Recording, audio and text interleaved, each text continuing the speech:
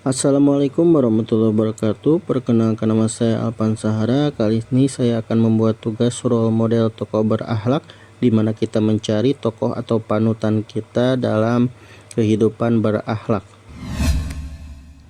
Sebagai seorang muslim, tentu saja kita harus menjadikan Nabi Muhammad SAW sebagai role model atau tokoh panutan kita semua, karena Nabi Muhammad SAW mempunyai nilai berakhlak, yaitu sidik yang artinya jujur, amanah dapat dipercaya, tabligh artinya menyampaikan, dan juga patonah yaitu cerdas. Namun jika kita menjadikan role model atau tokoh panutan selain daripada Nabi dan Rasul, maka tentu saja saya akan memilih seorang Muhammad Natsir. Muhammad Natsir Datuk Sinarjo Panjang, lahir 17 Juli 1908, wafat 6 Februari 1993, adalah seorang ulama, politikus, dan pejuang kemerdekaan Indonesia. Ia merupakan salah satu inisiator sekaligus pemimpin masyumi dan tokoh Islam terkemuka di Indonesia. Natsir di pemerintahan negara diberi mandat sebagai menteri hingga puncaknya menjadi Perdana Menteri kelima di Indonesia. Di kancah internasional pula ia mengemban amanah sebagai Presiden Liga Muslim Dunia dan Ketua Dewan Masjid Sedunia. Peran politik Muhammad Natsir. Peran politik Muhammad Natsir tahun 1950 menyelamatkan Indonesia dari perpecahan dan mendorong kembalinya negara kesatuan. Pasca penyerahan kedaulatan dari Kerajaan Belanda tahun 1949, Indonesia terpecah menjadi 15 negara bagian bikinan Panmuk. Gejolak di berbagai daerah menunjukkan adanya keinginan untuk kembali bersatu, namun bagaimana caranya sampai saat itu belum ditemukan.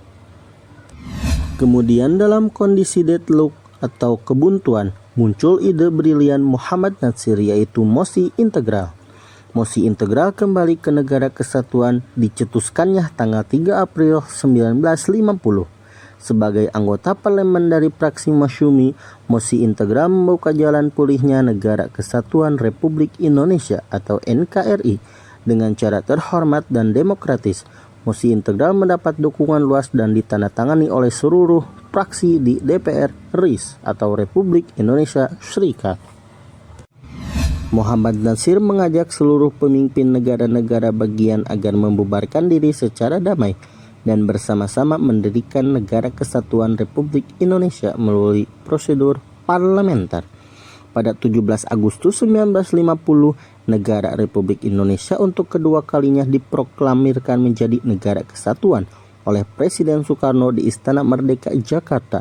Sejak hari itu Republik Indonesia Serikat atau RI resmi bubar. Role model berakhlak Muhammad Natsir berorientasi pada pelayanan. Muhammad Natsir dikenal sebagai ulama, pejuang, negarawan, dan politisi generasi proklamasi. Dalam kondisi apapun, kalau untuk kepentingan negara dan rakyat selalu didahulukannya, tanpa memikirkan kepentingan diri pribadi. Contohnya, mosi integral Natsir 1950. Akuntabel. Muhammad Natsir dikenal sebagai orang sederhana. Natsir tidak pernah merasa risih atau minder meski busana yang dikenakan jauh dari kesan layak untuk seorang pejabat tinggi negara. Ia tetap tenang dan percaya diri meski hanya mengendarai sepeda pancal. Contohnya, ketika ia menjadi Menteri Penerangan, ia ke kantor dengan menaiki sepeda dan memakai baju dengan tambalan. Karena tuanya umur baju itu hingga sobek disebabkan benang. Demikian dikutip dari buku Pemikiran dan Perjuangan Muhammad Natsir. Kompeten. Muhammad Natsir adalah tokoh atau pelaku sejarah negara Indonesia yang sangat berpengaruh dalam dunia politik negara Indonesia. Selain menjadi tokoh politik, Muhammad Natsir juga dikenal sebagai cendekiawan dan tokoh pemikir pembaharuan pendidikan Islam di Indonesia. Contoh, pada tahun 1952 sampai 1957 memimpin partai politik Masyumi sebagai ketua umum. Harmonis Muhammad Natsir adalah konsistensinya dalam pendidikan Islam sebagai pijakan dalam segala aspek, baik politik maupun pendidikan.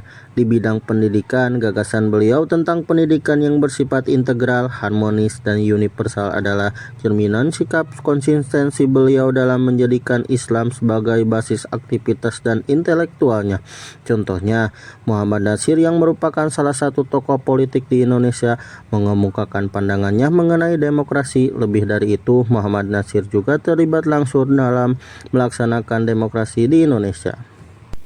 Loyal, cita-cita dan tekadnya dirumuskan dengan kalimat-kalimat yang sederhana dalam anggaran dasar, yakni menegakkan Republik Indonesia dan agama Islam. Tahun 1952 dengan jelas partai merumuskan garis tujuan dan perjuangannya, melaksanakan ajaran dan hukum Islam dalam kehidupan orang seorang, masyarakat dan negara. Islam pada tabiatnya pula adalah satu revolusi memberantas kemelaratan dan kemiskinan, memberantas eksploitasi, penggarapan dan pengerusakan manusia dalam bentuk apapun juga. Islam meletakkan dasar bagi masyarakat hidup berdasarkan keseragaman, bukan atas dasar siapa yang kuat menindas dan siapa yang lemah tertindas. Contohnya, setelah Masyumi dibubarkan, Muhammad Natsir tidak berhenti berjuang untuk Islam dan Indonesia, tetapi tetap berpolitik melalui sarana lain. Adaptif. Setelah tidak aktif di pemerintahan, ia tetap menyesuaikan diri dengan situasi baru dan menjadi pendakwah internasional. Contohnya, Natsir pernah menduduki jabatan sebagai Wakil Presiden Alam Islami, sekaligus juga sebagai tokoh puncak Rabitoh Alam Islami, serta menjadi Ketua Dakwah Dewan Islamiyah Indonesia sejak 1967 sampai wafatnya 1993. Kolaboratif. Mampu bekerja sama dengan berbagai pihak, membangun sinergis antara Indonesia dan dunia melalui diplomasi luar negeri. Contohnya, dalam masa pemerintahan Perdana Menteri Muhammad Natsir, Republik Indonesia menjadi anggota Perserikatan Bangsa-Bangsa atau PBB pada 27 September 1950. Majelis Umum PBB dengan suara bulat menerima Indonesia menjadi anggota PBB yang ke-60. Itulah role model Muhammad Natsir yang patut kita jadikan contoh. Sekian dari saya, mohon maaf apabila ada kesalahan. Billahi taufik wal hidayah. Wassalamualaikum warahmatullahi wabarakatuh.